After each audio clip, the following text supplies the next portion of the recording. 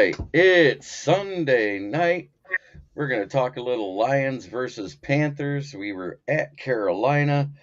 The Lions come out on top 26-17 with a 9-point victory. Forcing 4 turnovers is one of the key stats. And the time of possession was pretty much almost the same.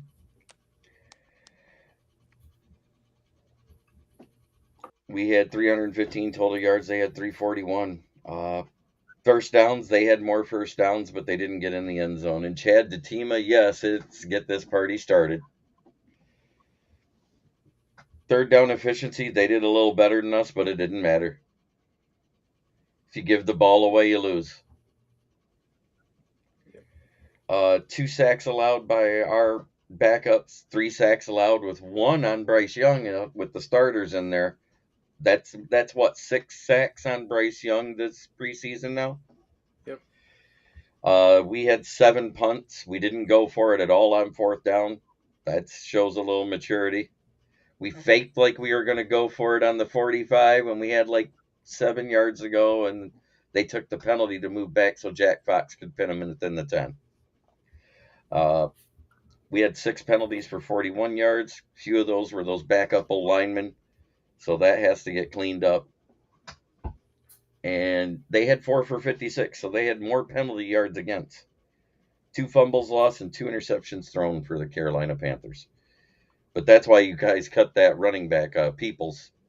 He had one of those fumbles at least. Yeah. So, going over the stats, what do you think? You're not wrong. Turnovers kill games. Everyone knows this. You're going to lose if you lose the turnover battle. You're going to lose the game. Everyone knows this. Carolina, unfortunately, as a Panther fan, turned over way too many times. 2 picks, fumbles. It's going to cost you against good teams, and it hurts you, whether it's preseason, regular season, postseason, or the Super Bowl. Costs you. The only really bright spot I liked was Thielen had 4 receptions for 18 yards. And a tutty, right? I'm sorry? And a tutty. And a tutty. So I like that a lot. Bryce Young played decent, 7 for 12, 73 yards, 1 touchdown. And he ran the ball 3 carries, 21 yards. Yes, it was against backups, but still looks good. Yeah, the team looks decent. There's definitely going to be work to be done for sure because our O-line is pretty sorry, unfortunately, because they've given up a lot of sacks and they've given up silly plays and stuff like that. But yeah, you have to clean those stuff up before you play against Atlanta in week 1, which is it's an NFC South rival. It's a rivalry game. It's week 1 in the NFL. All eyes are on you. So yeah, you have to clean up those mistakes especially against a rival like that. Chad Datima, I'm actually going to correct you on that. Yes, he switched hands, and yes, the ball was bobbling, but the defensive player did knock it away from him as he crossed the goal line. They showed that in the replay. That's why it wasn't considered a touchdown. He didn't complete the process. Had he had control of that ball, crossed the goal line, then it was knocked out, that would have been a touchdown still. But the ball was bobbling when he crossed. And I've seen one of those plays in real life. Those are insane. But yeah, that's all I've got to say on the Panthers standpoint. As for the Lions, because I'm also a Lions fan, I like what Antonio Green did. As you know, we both like him a lot. He's a great player. Played phenomenal at North Carolina alongside Josh Downs and Drake May. He had 3 receptions, 97 yards, a touchdown. This guy should make the roster. I loved it when the Lions drafted him because it was a steal. I think it was one of the steals of the draft alongside Brian Branch and Hendon Hooker. And Green shows that he can break away, and he made our defense stand still like statues, and he uh, definitely made them look foolish.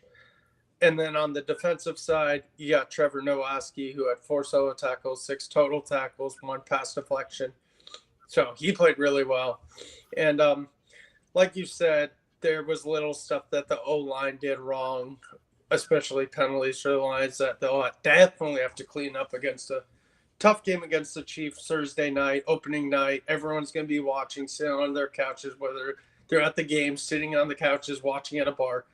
I know I'm going to be watching the game. I know you guys are going to be watching the game. So, yeah, I definitely, that's my thoughts on both teams. Yep. Dom?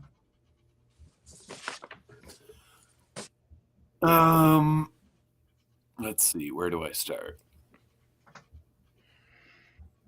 I've been saying this for 2 years now. The preseason games at this point, as much as they've basically all or always meant nothing other than when there were still 4 preseason games, the only thing that you could take away from, because it used to be like the third preseason game, teams would play their starters for a half.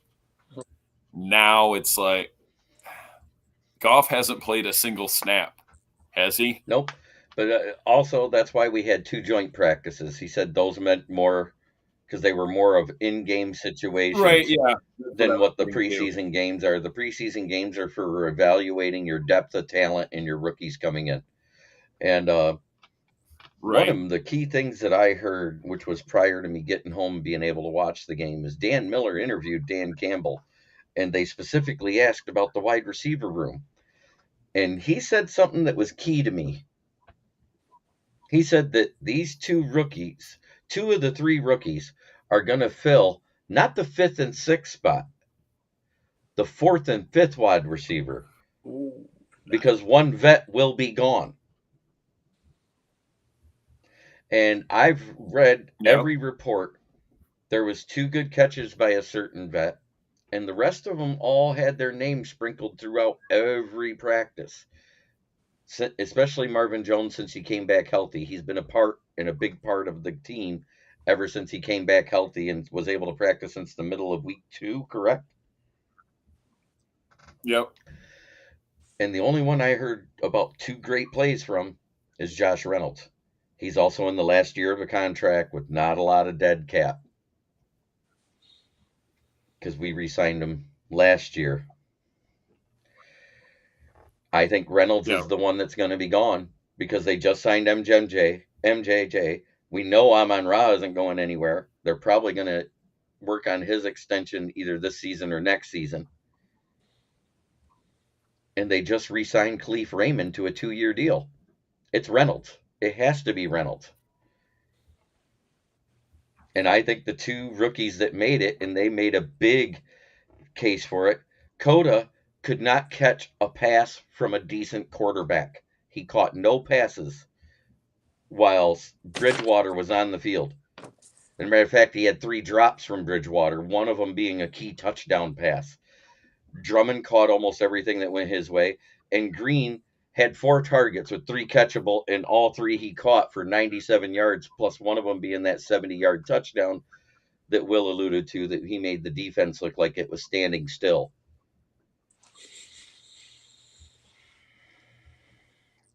Yep. And plus, Drummond and Green both have special team abilities. Yeah.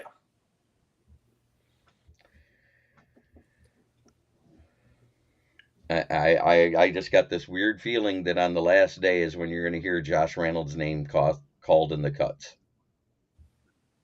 And when do they have to officially narrow it down? Tuesday, By right? Tuesday, 4 o'clock. Yeah, I'll definitely be. There was 13 cuts today. There's 23 to go. I actually have the list here. Let's go over that real quick, because it's pretty much the no-brainers on the team as far as I'm concerned. Christian Covington, nothing really moves the needle there for me. Bring this up. Bobby Hart, Jermaine Ifedi, Jason Moore, and Divine Ozigbo were the ones that were released. That means they are absolutely free agents at this time. Waived was Trinity Benson, Avery Davis, Obina Eze, Daniel Helm, Alex Millette, Scott Nelson. It wasn't Matt Nelson, people, so no, it was the long snapper, Scott Nelson, that was waived. Darren Paulo and Colby Richardson. Colby Richardson is the one that had that terrible defensive holding call when it wasn't necessary behind the play when we made a stop. So, it's key plays like that make guys not get what they're supposed to get. I can't even remember who all the Panther cuts were. So there's 23 more to go because we are able to carry the third quarterback at no penalty, which I think is a huge thing. Yeah. I have to turn the overlay off. It's not working anyways.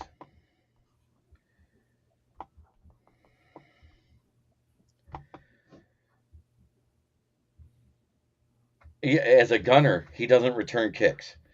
I noticed that almost everybody they used was kick returners. Coda hadn't had one good return. Drummond's had plenty. And Green, this was the first preseason action he had because prior to this game, he was playing with the 1s and 2s in the joint practices, so he didn't have to play on the field, which tells me Green was never in question on whether or not he was making the roster. And his one game he gets to come out and he caught every pass that was catchable. I mean, you can't ask for better than that. He's playing in a pro game in the state he played college, so why not show off your talents? Here's to you, Antonio Green. Loved watching you play at Chapel Hill. Antoine. Sorry. You said Antonio and I corrected you then. Then you said it again. I was like, wow, Antoine. No, Antonio. Antonio was that head case from Central Michigan, the one that Burfict knocked out. Yeah, that guy. The guy who lost his brains on the field. Yeah. So what? Can he be a gunner then? We have plenty of guys that can be the gunner, including that Trevor Nowoski, because that's where one of his tackles came from. It was a nice clean house tackle on a punt return where the guy broke free from the first gunner. Yeah, I remember that. He laid that guy out. Yeah. Is CJ Henderson's injury bad? I haven't heard anything. I didn't even do. Yeah, I haven't heard anything about any of the injuries that happened over the weekend. So I hope it's not for you guys. The only injury I know of that was not in our game was the Jags game. The guy went to the hospital and he was conscious. Okay. There was quite a few injuries this weekend. Hakeem Grant broke his knee, basically. The patella tendon is gone. Oh, God. And at 30 years old and starting to lose a step and not be as good in the kick return as he used to be, this is probably his last year. Yeah.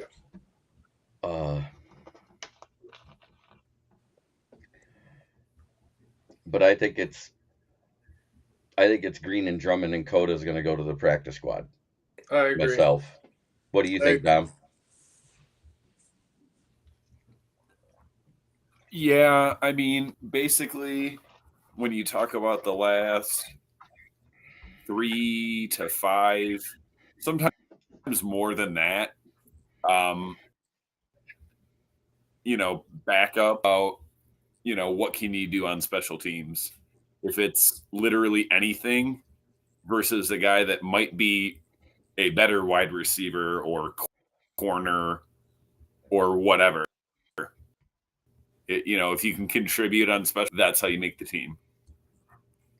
So my hot players were Green, Gilmore. You have to throw Gilmore in there. I mean, he did great. And Trevor Nowoski. I agree. I mean, Brady Breeze benefited from Peoples being stupid and letting Gilmore swat a ball out. Yeah, for real. I was like, hey, Breeze, you're not going to make the team, but, good job. My honorable mention was actually Corey Durden.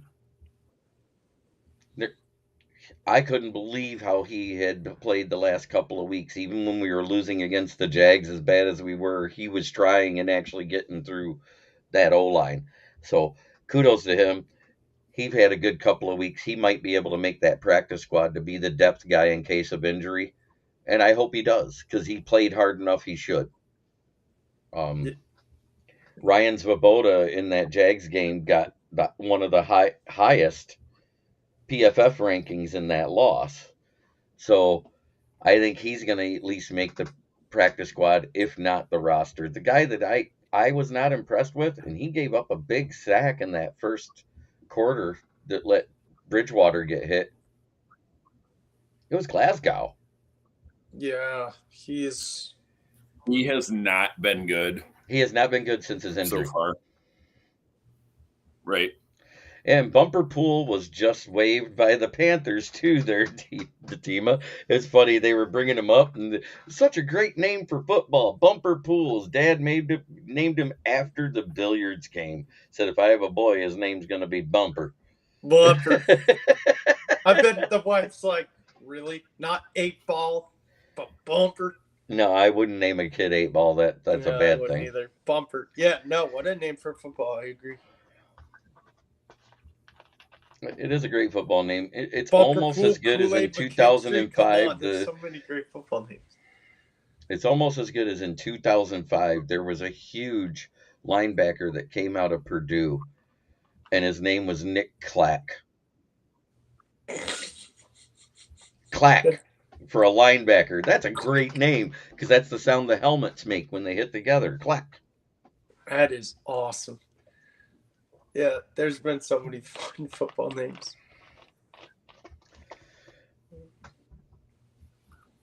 I'm still looking for the wide receiver named Blow. Darn it. Come on, man. No. I'm still looking for him. Maybe it's a high schooler that we haven't found yet. You never know. Diamond in the rough. Because that's going to be the great thing if that children's book gets to come true as a headline on the sports page. Hooker and Blow saves Christmas. Come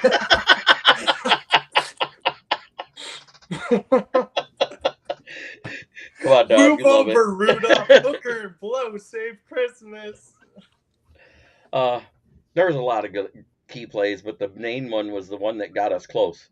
And that was that nice play-action pass to Antoine Green where he just ran it an additional 50 yards. It was a nice 20-yard zip right to him wide open underneath the safeties. And he just sailed across the field and around him. Yes, he did. He is a beast. The other key plays, every single one of those turnovers. Yeah. That means Gilmore was responsible for 3 turnovers in this game. Wow. Dang. Think about that. Interception. Yeah. The forced fumble on Peoples. And then he made sure that ball couldn't get secured before the guy crossed the sideline going out at the corner of the end zone. Yeah. Nice. I like it. Chase Lucas will more than likely go to the practice squad. He had a good game, but he has been basically disappearing the other two. He had a pass defense against the Giants. He didn't do anything against the Jags, and then he had a nice pick in this one. Yes, he did. But I think Starling Thomas with his punt return ability, because he had that big punt return against the Giants in week 1 of the preseason, where I think it was like a 40-yard punt return. I thought he got cut like 2-3 days ago. Starling Thomas the 5th? No, he's been on the team. He was on the yeah. Yeah, he's here. Because he helped a lot against the Jags game. Yeah. Him and what's his name? Gilmore. Gilmore. I meant like the guy who did the kick return. Mo Alexander. Yeah. Furries. And Mo Alexander's a better kick returner than he's a punt returner. He had 3 punt returns for a total of 20 yards. Mm. So if you're one-dimensional, I don't know if that helps your case. He looked good catching passes from Martinez, though. Yeah. I mean, yeah, but what does that mean? right. Martinez throws a better ball than Nate Suckfeld, but what does that mean? Jeremy, I know you're going to be paying attention to your phone. Suckfeld got On hurt. Tuesday, be like, please tell me Sudfeld's cut. Please tell me Sudfeld's cut. Please tell me. I could care less if he is or not at this point because I already know who the backup is. It's Teddy Bridgewater. Mm-hmm. As soon as we signed Teddy Bridgewater, Nate Suckfeld's chance of being the quarterback too went from slim to none. Yeah. Despite all the fans that were freaking out it after his literally 3 practices that he had a bad game. Go ahead, Don. It literally took one pass attempt when Sudfeld threw, and I was like, yep, that's why we signed Teddy. Chad Datima, Martinez is miles better than Suckfeld. That's all I got to say. Yeah. Yeah, he is. Yeah, I looked at Sudfeld's stats. They were like 6 years in the pro, blah, blah. I'm like, this guy's so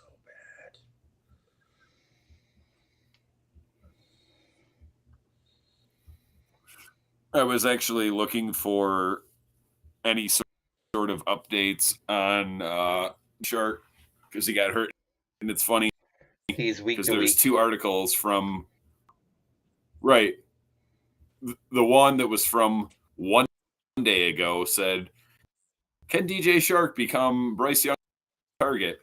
The one from 4 said DJ Shark injured. So the sun came up. Yep. I don't think he's going to be that Bryce one, Young's and it says target. Possibly be, because that would require him being on the field more often than not, and he's not good at that. Yeah, and it probably wasn't going to be his favorite target because I think Thielen's going to be his favorite target. Chad Datima, evidently you didn't watch what Martinez did versus New York. He actually showed poise. He moves out of the pocket when he has to, when it breaks down. He actually tries to read a defense. He doesn't just take off and run. So he's not a Fields. No. I was going to say, Justin, before you even said it, I was like, Justin Fields? I mean, yes, Chicago Bear fans, if you're out there, Justin Fields did complete 3 of 3 passes for in-air yards of negative 23 yards his first game. Yep. Which means that your wide receivers bailed his butt out for 152 yards after catch and a tutty. And they think he's the savior. Yeah.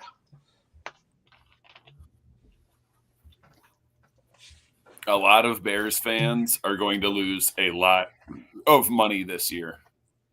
Mm-hmm. No, tons. There's been more money we're played sweeping the division this on year. Justin Fields MVP. Nah. What was the question? I mean, they might win 6. I have them winning between 5 and 7. So 6, yeah, that sounds about right. Yeah. It's funny to me because these delusional fans are so sure that they can. Chad Datima, Suckveld might not be QB3 because he sprained his ankle and left the game and couldn't return, never came back out of the locker room. We haven't heard what his injury status is. You won't hear that till tomorrow. Yeah. And if it's a bad sprain where he's going to miss half the year, guess what? He'll be injury settled. Mm-hmm. Yep. If not, I hope he's cut. Yeah, seriously. He was horrible. He was horrible. That got hurt.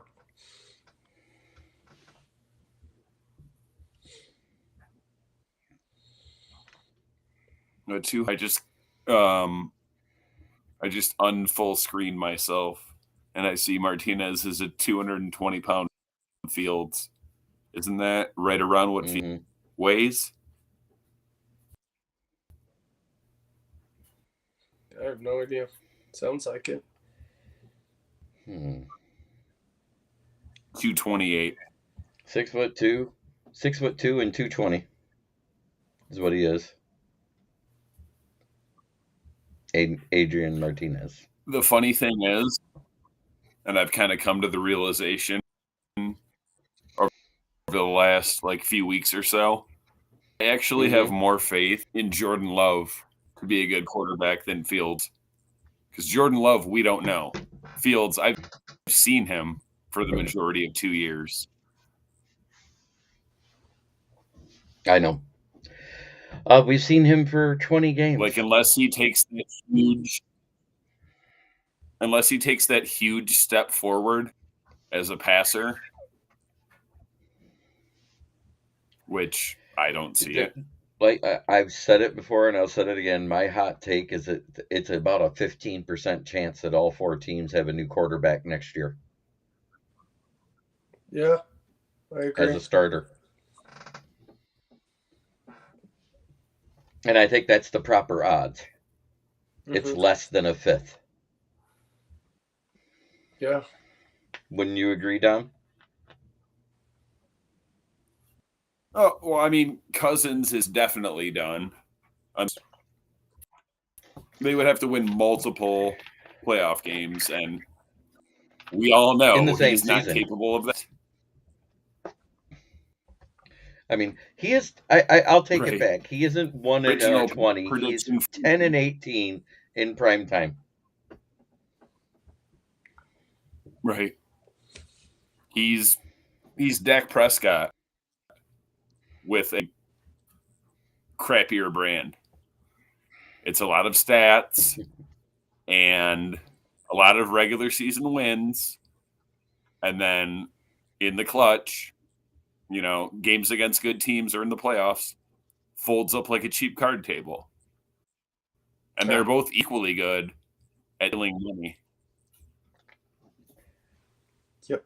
You're right. They could take second in the North, but according to Sports Illustrated, the tiebreaker is going to go between the Bears and the Packers for the basement. Both of them with 7 wins on their model that they did. The Lions with 11, and Minnesota Vegas with 10. That's what they said.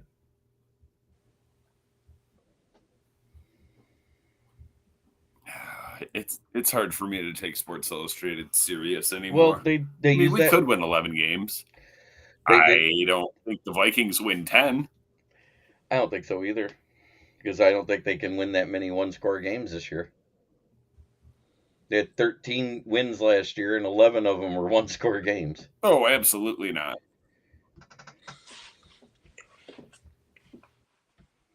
I mean, they got the offense. It's the defense that I question. One season.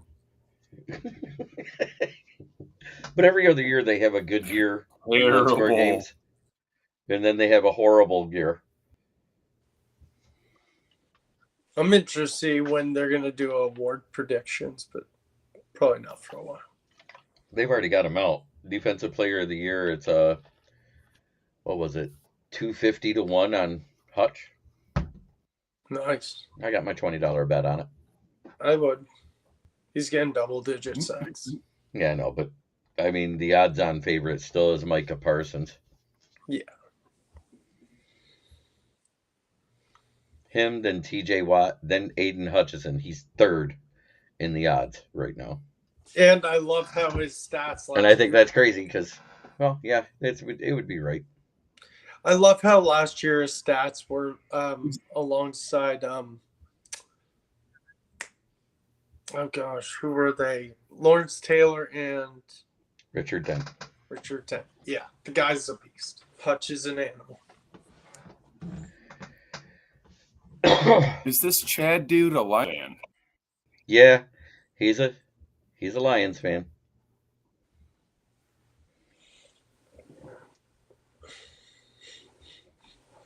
How on God's green earth do the Packers win 9 or 10 games?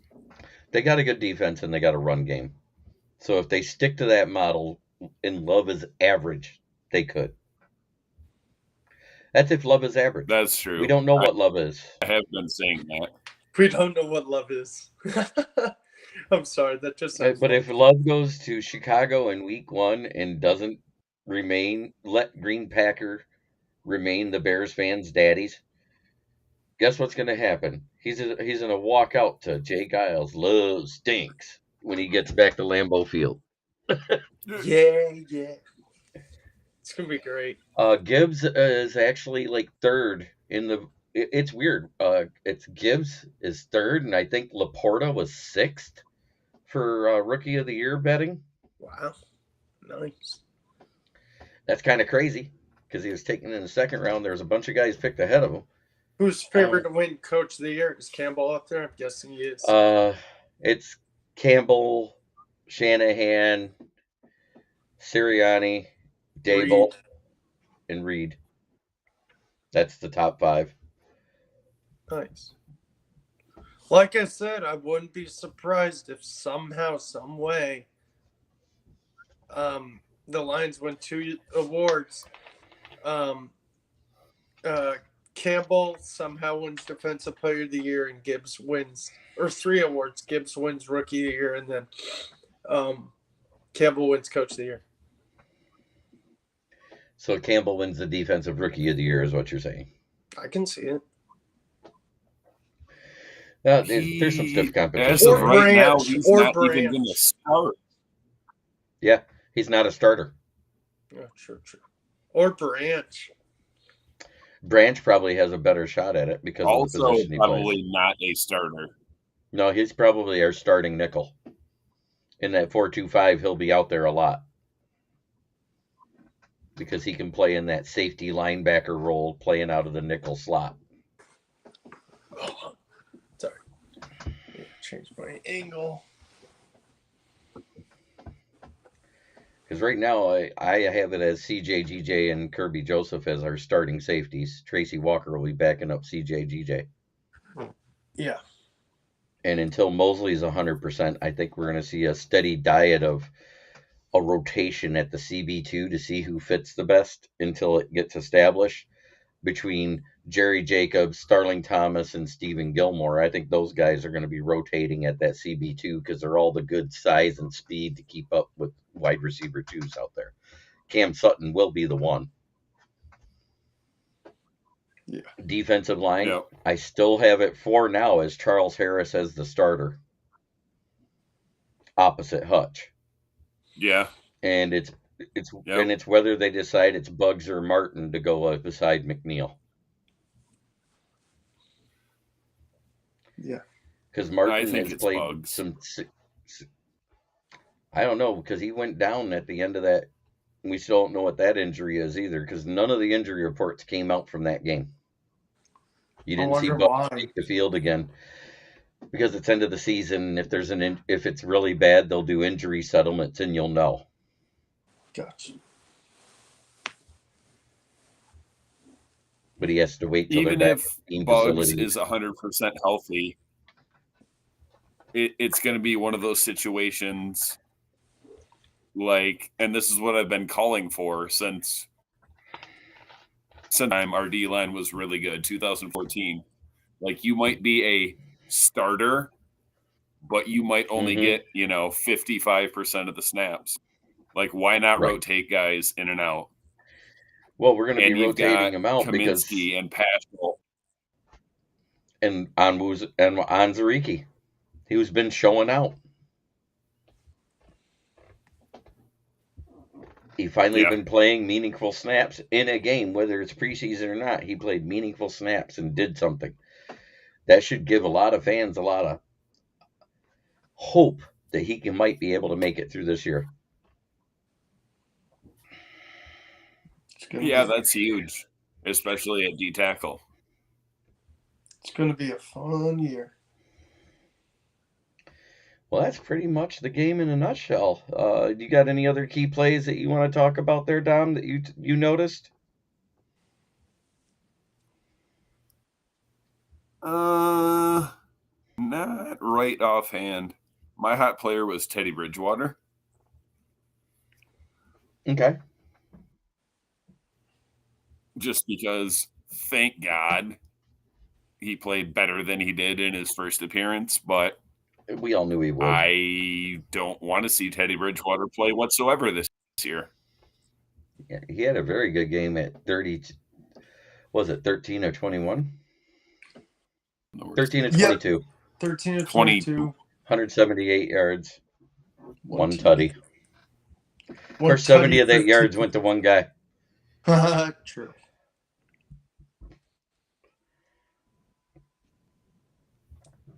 Tutty for Teddy. Is that the ghost of Greg Jennings playing for you guys? I just know you got a Jennings on. Oh, Gary Jennings. Never mind. Gary Jennings, who went to West Virginia, who went to the Seahawks, did nothing, and then he went to us. Not that good. Not sold on him.